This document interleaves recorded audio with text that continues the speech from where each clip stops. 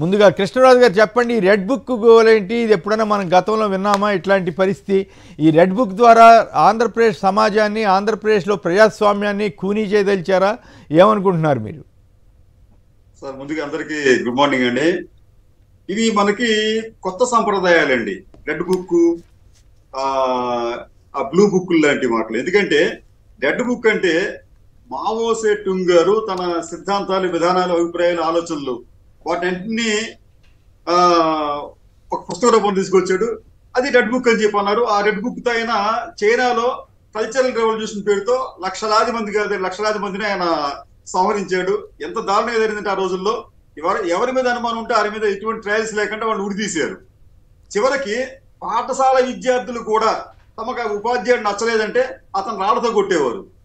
అది red book terror అండి. అది బ్లూ బుక్ అంటే వచ్చినప్పటికీ మీకు లిబియన్ కల్నల్ గడాఫీ గారు ఆయన బుక్ తీసుకొచ్చాడు. అది ఈజ్ కాల్డ్ బ్లూ బుక్ అనమాట. అక్కడ ఒక మారణ హోమం. ఈ బుక్ సంస్కృతి అనేది మన భారతదేశం లాంటి ప్రజాస్వామ్య దేశాల్లో చెల్లవు.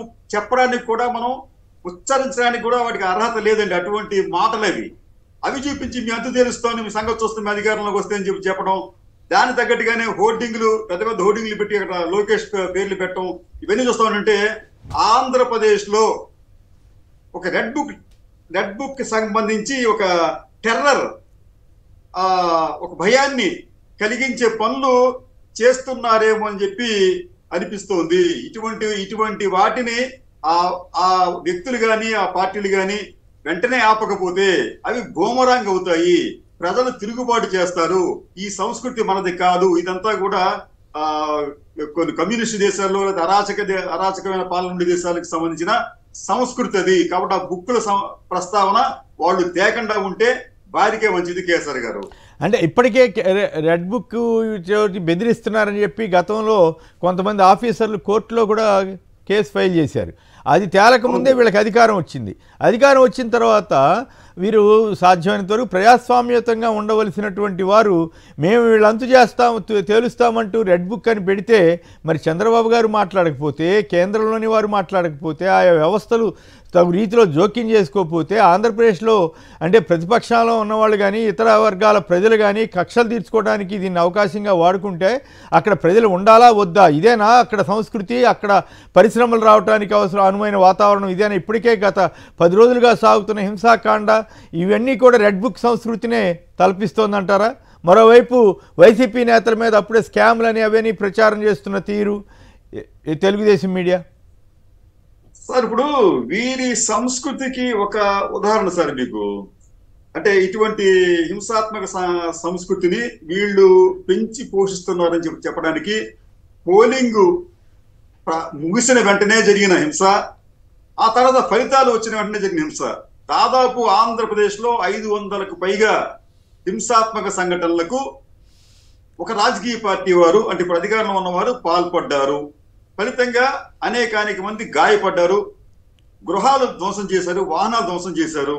ఇవన్నీ కూడా ఏంటంటే ఈ రెడ్ బుక్ టెర్రర్ వారి పాలసీలో భాగంగానే ఉన్నట్లుగా కనిపిస్తోంది. ఎందుకంటే చంద్రబాబు నాయుడు గారు అధికారంలోకి రాకముందే ఐఏఎస్ఎల్ని, ఐపీఎస్ఎల్ని నియంత్రించాడు.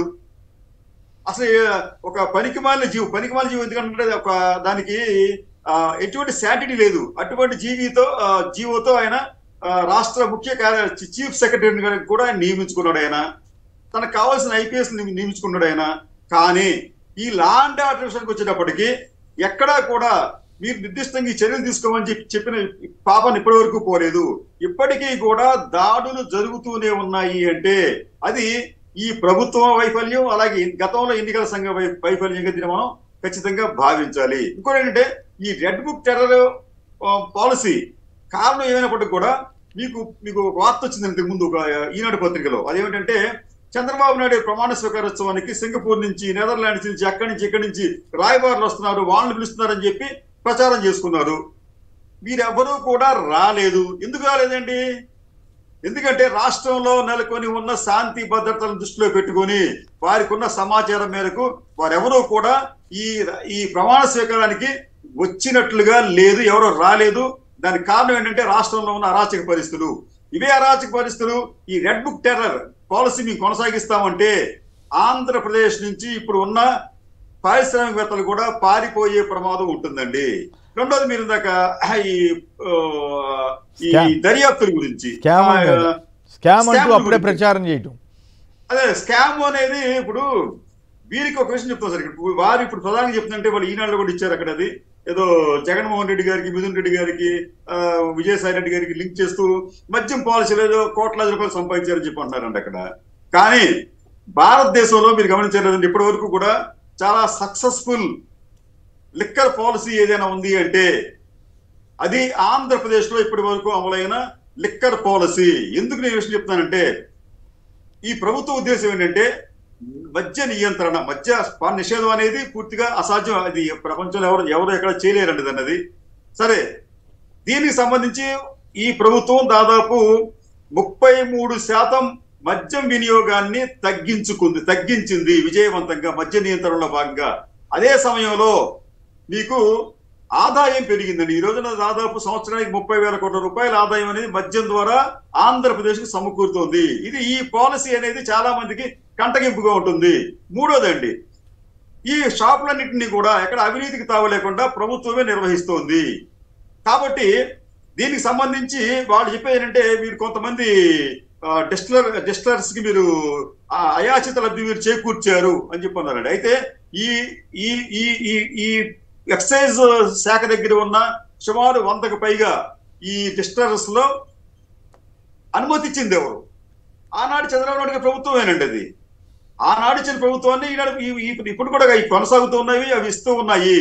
అయితే వీళ్ళేం చెప్తారంటే, ఇంకొక శాఖ ఏం చెప్తారంటే, వీళ్ళు ఇక్కడ ఏదో పెద్ద స్కామ్ జరిగిపోయింది అంటే, స్కామ్ జరిగితే దాని ఆధారంతో మీరు నిరూపించండి ఎక్కడ జరిగిందో అది.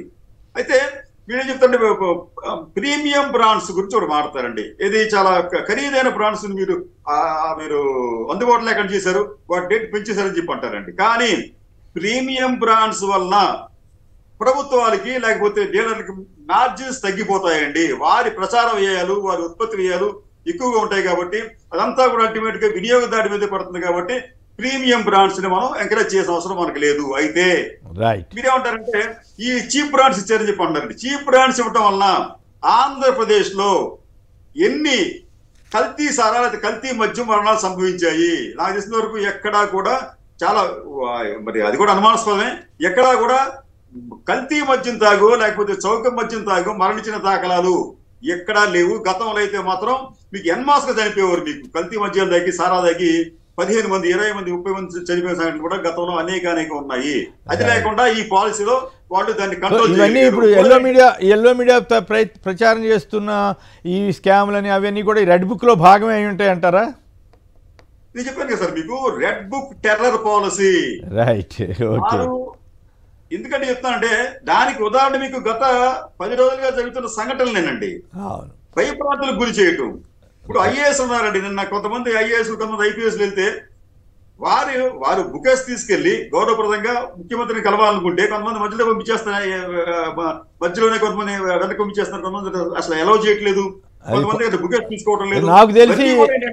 నాకు కూడా తెలిసి ఇది కొత్త సంస్కృతి అండి. మరి అది సంస్కారం అంటారా ఇంకేమంటారో తెలియదు. కానీ మొత్తం మీద గతంలో ఏదైనా తేడా ఉంటే తర్వాత చర్యలు తీసుకోండి, ఏమైనా తీసుకోండి. పుష్పగుచ్చం తీసుకోవడానికి కూడా తిరస్కరించిన ముఖ్యమంత్రిగా ఆయన ఇప్పుడు రికార్డు సాధించారేమో చంద్రబాబు నాయుడు గారు. అది విచిత్రంగా ఉంది. విధానాలు, కుత్సిత సంస్కృతికి కొత్తగా ఆంధ్రప్రదేశ్ లో తెరలేపుతున్నారు సార్. ఇంకోటి చిన్న విషయం చెప్తారు మీకు, ఈ మద్యం పాలసీకి సంబంధించి ఒక అధ్యయనం చేస్తారండి.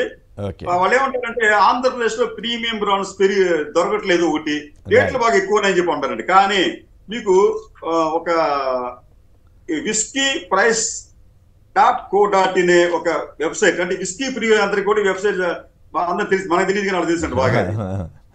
ప్రకారం చూస్తే ఈ ప్రీమియం బ్రాండ్స్ ధరలు కూడా ఆంధ్రప్రదేశ్ లో ఎక్కువగా లేవు, తక్కువగా ఉన్నాయండి. అది విచిత్రం. అది ఫర్ ఎగ్జాంపుల్ మీకు blended spread reserve collection whisky 750 ml, దాని ప్రైస్ ఆంధ్రప్రదేశ్ లో 1,325 రూపాయలండి ఉంటే, అది మీ కర్ణాటకలో 1,450 రూపాయలు, మధ్యప్రదేశ్ లో 1,400, ఛత్తీస్గఢ్ లో 1,405 రూపాయలు.